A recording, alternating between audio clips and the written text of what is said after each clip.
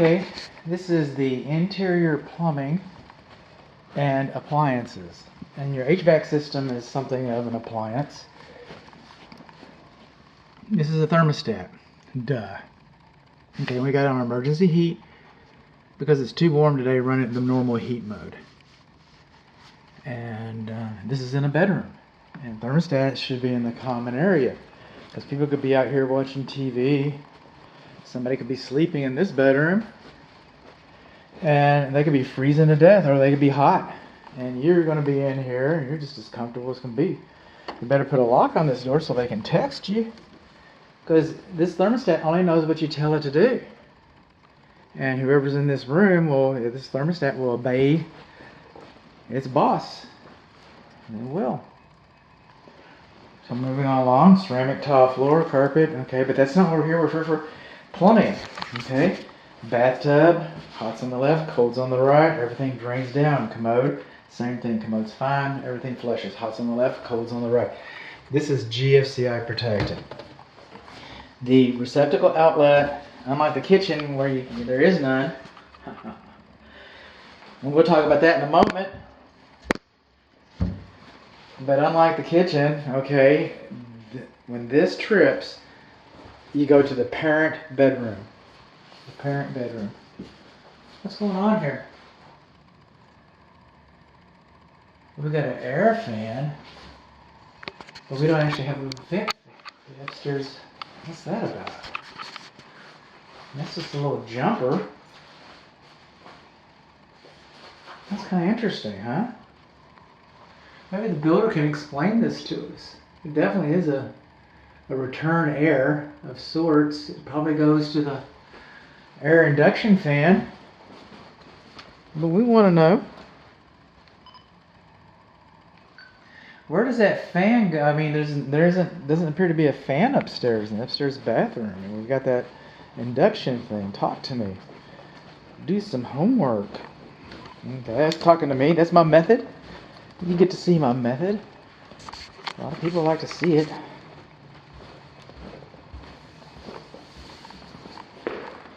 Some people find it informative. Others, humorous. This is another thermostat. This is for downstairs. See, we had it on cold, but now we're switching it. It's off. It's emergency heat. That's heat. We can't run it on heat. Shouldn't run it on heat. But we can run it on emergency heat. Okay? And then instead of using the heat pump system, it just uses the electric coils. And so it works like that. And I've got a link that explains what a heat pump does. In fact, I'll tell you. I mean, this is appliances too, right? So an air conditioner, like a refrigerator. An air conditioner, like a refrigerator, what it does is heat goes to less heat. So by heat going to less heat, this refrigerator will heat up and it'll spoil your milk and ruin your eggs and melt your ice cream, because heat goes to less heat until it equalizes. So we turn on the air conditioner, the refrigerator, that little compressor, just like the compressor outside, and it extracts the heat out of the refrigerator and puts it to the back of the refrigerator to a less, to a more desirable location. So that's what an air conditioner does. It takes the condensing unit outside. It circulates the air through these coils. This is the air that blows. Then it takes this air and it moves it across the coils. Heat goes to less heat, redistributes it, sucks the heat out, and cold air comes out of here. But there's no such thing as hot. There's no such thing as cold. Those are sensations. If it's 50 degrees outside, you feel cold because there's only 50 degrees of heat. We don't have hot and cold thermometers. We have one thermometer. If it's 90 degrees outside, it feels hot because there's 90 degrees of heat. So we still have heat outside. And the heat pump is an air conditioner with the reverse. It takes the heat from outside and brings the heat in. When we were moving the heat out of the refrigerator, pumping it out, while we were moving the heat out of the house, pumping it out, it turns around and it captures that air and then it comes in. But sometimes it's pretty cold outside. So that's why we have emergency heat. That's why we have emergency heat. And also, it's pretty necessary. We have, really, really cold winter. So if the heat pump's not pulling enough air out, then it kicks on. Or if it breaks, it kicks on. This is the GFCI for the downstairs bathrooms. Okay, excuse me, for all of the bathrooms, the upstairs one and this one. We're in the parents' bathroom now. I'm looking underneath here, this is all boring. Boring is good. Same thing with the shower, parent bathroom shower, this is boring. Boring is good. Bathtub flushes, everything goes down just fine. Boring, boring, boring. We want that. We do want that. I do get excited. I do like my job. Okay, now this is the kitchen range. I know it works, but I never saw it glow red. So I just want to see it. This is the downstairs bathroom. It's GFCI protected as well. That's back into the parent bathroom. Well, and I've been here already, so I'm just letting you know that, boring. Hot's on the left, cold's on the right. This commode, I actually measured it because I thought it was kind of close over here. But the minimum distance, I can smell the heat. I don't know, maybe it's from the oven. It's 15 inches from the center of the horn to the edge, and it's exactly 15 inches. Hot's on the left, cold's on the right. Water's been coming down pretty good. We've been enjoying it. By the way, upstairs is where the other bathroom is. And I ran it for a while, and this one's got a fan, see? The parent bathroom has a fan too, by the way. See, these got fans. These are good enough to have fans. And what about the one upstairs? What about the one upstairs? Even the laundry has a fan. Now this is an all-electric home, so your clothes dryer is going to be electric. 4-prong electric clothes dryer. See how it says GFCI? It's not. It should be. It's for a matter of fact. As a matter of fact, to the most current electrical code, this should be GFCI as well, the 220. And this is supposed to be GFCI, but it's not. You know why it's not? See? It's that way with that one.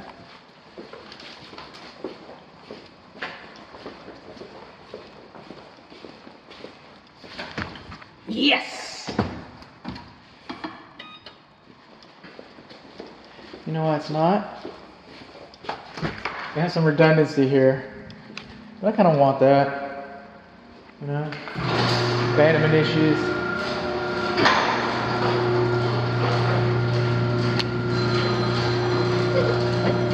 We should have combination GFCI, AFCI breakers inside this panel, and we don't. What is this? San Augustine, Florida. Good home, this is Bud.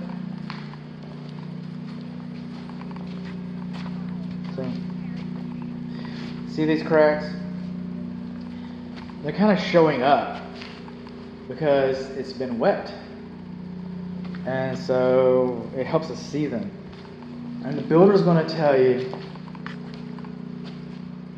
concrete does two things. It gets hard and it cracks. And that's true. As long as these cracks peter out as they go towards the end,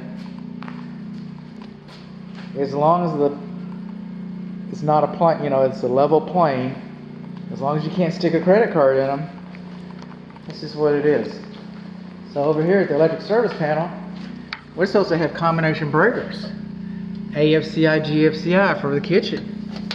We sure are. For the laundry. Sure are. That's what we're supposed to have. We don't have AFCI for any of the bedrooms. Can I come in? Come on in, Mr. Fire. The door's open for you. That cracked me up. I never get tired of telling that joke. So, where are we at with appliances? We do not have GFCI in the laundry. We do not have AFCI in the laundry. Laundry equipment is beyond the scope of this inspection. The range has an anti-tip device.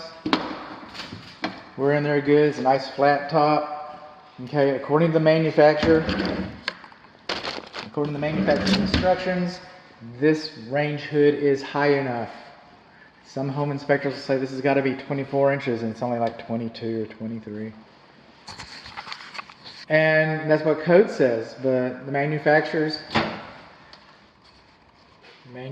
UL Laboratory listed, okay, the installation instructions say that this shouldn't be closer to this than 30 inches. And actually it's about 35. How about that? Now this is kind of interesting. Why is that spot there? Do you see it? I said, oh, there's some imperfections. Look over here. I got a little one over here, and there is a little one over here. And then there is no other. No other. And while there might be something technically wrong with this, it's kind of like checking in wood and stuff, and not picking the right spot. When you come in the front door, and you come in to look at your great room and everything, and you're just like, you know, come on. Everybody's going to put their nose right there. They are. I know how people act. All right, that's a builder. I guess it's not the builder. I'm the appraiser. Oh, well, hello, appraiser. I'm recording. What are you? I'm the home inspector. Here you go. All right. Got enough for me. All right. Here's my card, I'm just sir. taking some pictures. There you go. It's done, right? What? It's done, right? I think it's done. There you go.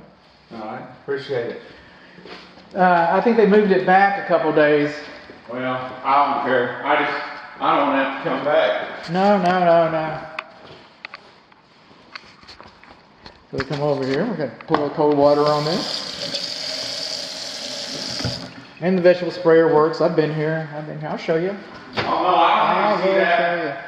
So we go in here, and what I want to do here is I just want to run it for about 15 minutes. 15 minutes. We hit it start right there. We're just let it cook a little bit, and then our screens. We got our screens, and they're all clean and everything. We can run it though. We can run it. That's what we're here for. We can run it. And it. There we go. See all that steam? That's a good one. That is a good one right there. Come along here. Potato cook time. Start, cancel, vent fan. Yay! Light. There. Blowing on out. We got that. Okay. And come on along here. The dishwasher's been running fine. Coming underneath here. Like I said, I promised you that the vegetable sprayer works, and it does. And so there's a food waste disposal. It's a 1/3 horsepower food waste disposal. We got a switch underneath here. And code says that the switch should be within sight. Within sight, that's what code says. But remember the microwave? All right, this manufacturer, this food waste disposal says as long as it's less than 1 horsepower. It could be 5/8 horsepower. It could be 3/4 horsepower. It could be 1/2 horsepower. It could be 1/4 horsepower. And this one's 1/3 horsepower. So this switch is okay in this location. It's okay. There we go. What I'm not seeing, oh, and then we do not have GFCI. Just like in the laundry, remember I was talking about the laundry? We do not have GFCI. Isn't that crazy? Come over here. Sir, can I get you to step out of the, I need a picture without you in it. There you go, sir. That's it. That's your appraiser right there. So, okay, when this structure was a baby in the builder's belly, and all this was not here, okay? This is all framed out. Okay, so these junction boxes for switches and receptacle outlets would all come out, and all this would be nice and flush. Nice and flush, just like that. But then we came in, turn that off for a minute. Then we came in and we added all this splashback. And all this nice splashback. And when that happened, what happened was, now we got this gap right here. Alright, that compromises the fire blocking. They sell these little plastic inserts that are actually called extenders.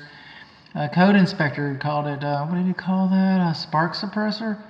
But anyway, they sell them. There's a link in the YouTube video inside your inspection report. It shows you a pretty handy girl. And they sell these things, these extenders, and they cost about $2 a piece. It would be 2, 4, 6. For about $6. And it's not going to cost you $6. They're going to charge the builder sales tax and stuff like that. That's how they get you. Okay, that's how they get you. I keep saying cooktop on. I keep feeling the heat. Oh, warm zone. Off. Okay. Is that what's going on? Yeah, that works too. That works too. But anyway, for less than $10, $15, this could have been done right. Could have been done right. There's no reason why it couldn't have been done right. And then I'm going to move right on along here. No GFCI, even though it says GFCI. Now, the Marble Institute says that if you have a countertop that extends more than 10 inches, then it should have a corbel, or it should have braces underneath it. And this extends more than 10 inches. It does. More than 10 inches. Let's look at that. Look at that for a moment. Oh, 11 inches. So we should have had some kind of bracing that was installed under there. We just sure should have. That poor appraiser thought I was talking to him, didn't he? Oh well, but I was talking to my dear client. Okay, the microwave works. Oven works. We already know about the goof rings. So what did we learn?